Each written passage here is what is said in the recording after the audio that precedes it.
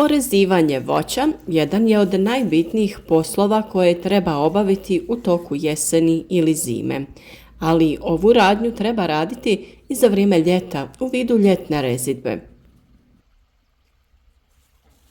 Svrha orezivanja je dovođenje grana neke voćke u povoljan položaj, prorjeđivanje, sprječavanje oštećenja uslijed velikog uroda, suzbijanje bolesti kao i još neki drugi razlozi.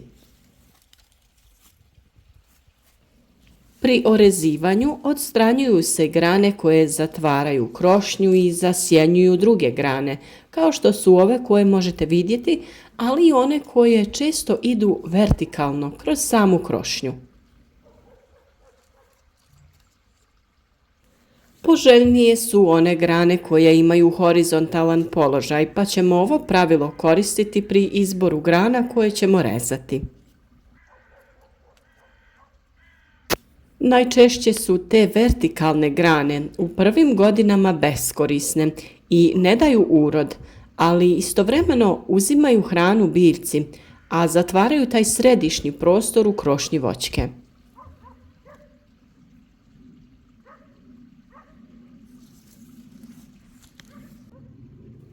Grane koje smetaju pri obradi tla oko voćke ili pri košnji trave treba odrezati.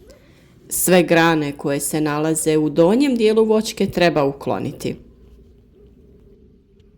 Naravno, razlika je i u načinu uzgoja. Ako se radi o plantažnom uzgoju, tada je poželjno da postoje i niže grane, a u hobi voćarstvu prve grane su otprilike na 70 cm visine ili više. Prije nego na nekoliko primjera pokažemo kako orezati jabuku, spomenuti ćemo i ono što je poželjno napraviti prije zimskog perioda. To je okopavanje i gnojidba voćaka. Kako bi spriječili ili usporili rast korova oko stabla i omogućili bolju apsorpciju hranjiva i vlage, tlo oko voćke ćemo prekopati. Tu radnju možemo odraditi svake godine u jesen. Nije potrebno ići u dubinu da se ne oštećuje korijenje, ali ako se i ošteti neki površinski korijen, neće biti problem. Pri okopavanju u tlo dodajemo gnojivo u prostor oko voćki.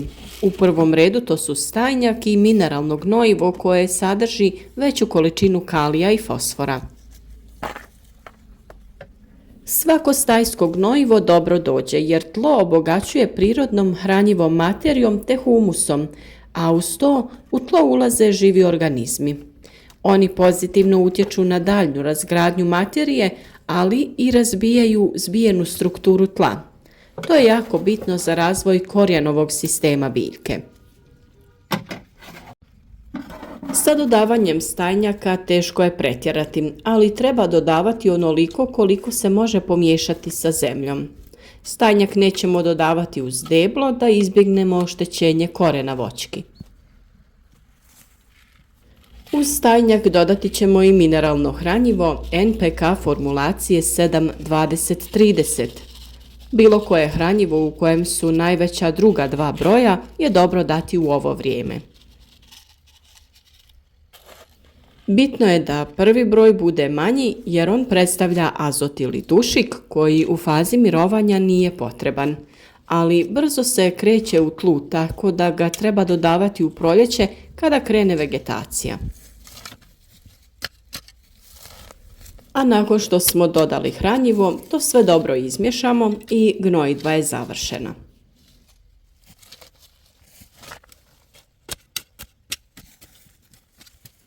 Pri orezivanju voćki paziti ćemo na mjesto gdje siječemo grane. Ovo je bitno da bi voćka što lakše zatvorila rane do kojih dolazi pri orezivanju.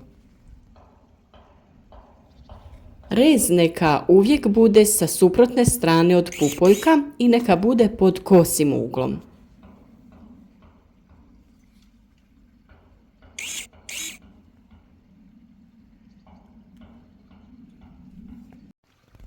Kod orezivanja jabuke, kao i kod drugih voćki, treba imati viziju kojom ćemo se voditi pri oblikovanju krošnje od voćke.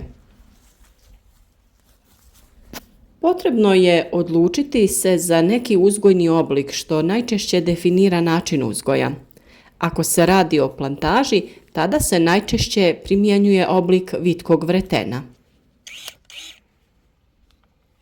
U tom slučaju formiramo krošnju oko glavne provodnice ili debla koja će nositi čitavu krošnju.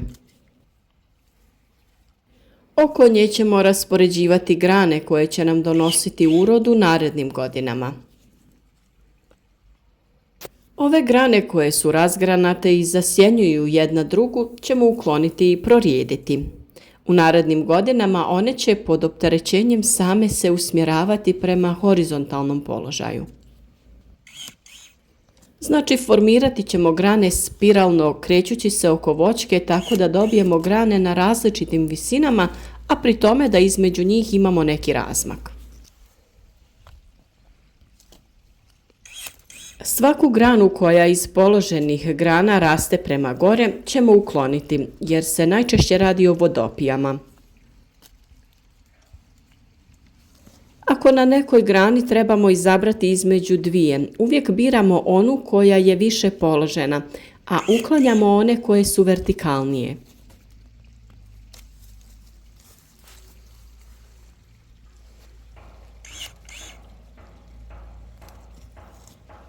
Grane koje su u donjem dijelu voćke i blizu su tla treba ukloniti iz više razloga. Plodovi koji bi se formirali blizu tla mogu biti oštećeni ili manje kvalitete, ali i same grane smetaju pri obradi tla kao i održavanju prostora oko voćke. Ako se tlo okopava, grane ometaju obradu, a ako se prostor oko voćke kosi, tada te grane smetaju kosilici, pa ćemo takve grane u svakom slučaju ukloniti. Takve grane uklanjamo većinom do visine oko 70 cm, dok kod intenzivnog uzgoja voćaka mogu se dopustiti i niže grane. Za dobro formiranje krošnje i uzgojnog oblika, pored dobrog orezivanja, potrebno je i po potrebi savijati grane u najprikladnijim smjerovima. Ovdje možemo vidjeti granu koja raste u smjeru provodnice, odnosno vertikalno, i nju ćemo ukloniti. Iznad nje imamo granu koja je usmjerena prema drugoj grani, a to nije poželjno. Bilo kakvo ukrštanje grana nije poželjno i ove grane ćemo prorijediti ili u potpunosti odrezati.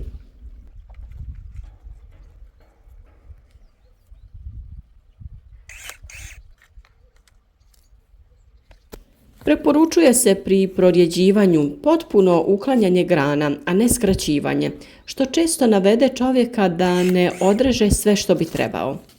Ipak, bilo kakvo orezivanje bolje je nego zapustiti voćku i ostaviti velik broj grana.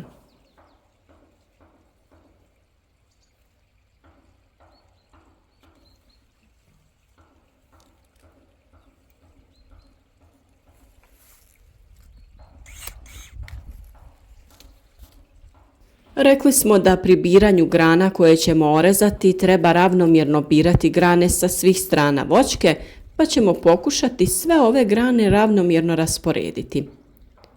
One grane koje su u blizini drugih ćemo ukloniti.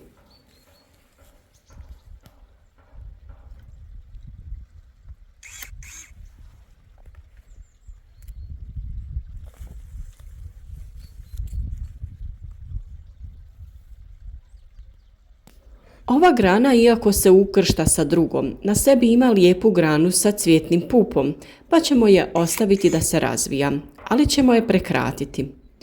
U svakom slučaju možemo i kasnije izvršiti korekciju ako nam ne bude odgovarao njen položaj.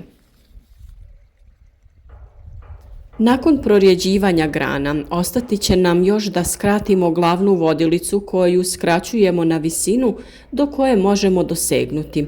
Tu biramo visinu do koje će biti plodovi. Sve ostale grane neka budu niže od te visine.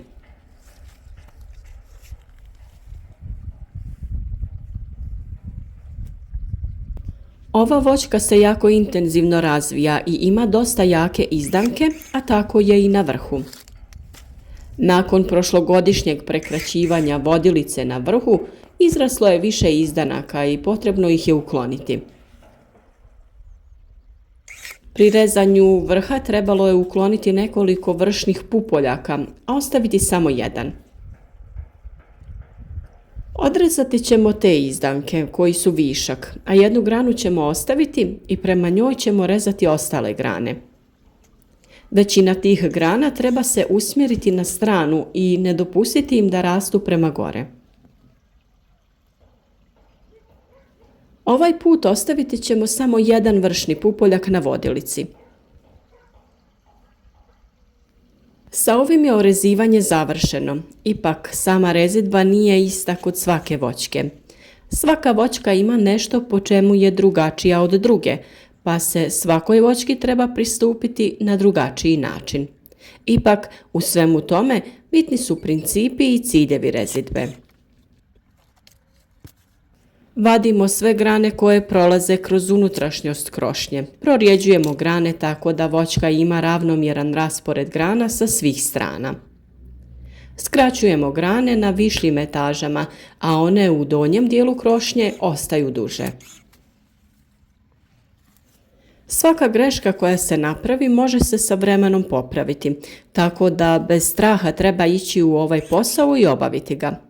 S vremenom se stekne rutina i ovaj posao postane lakši.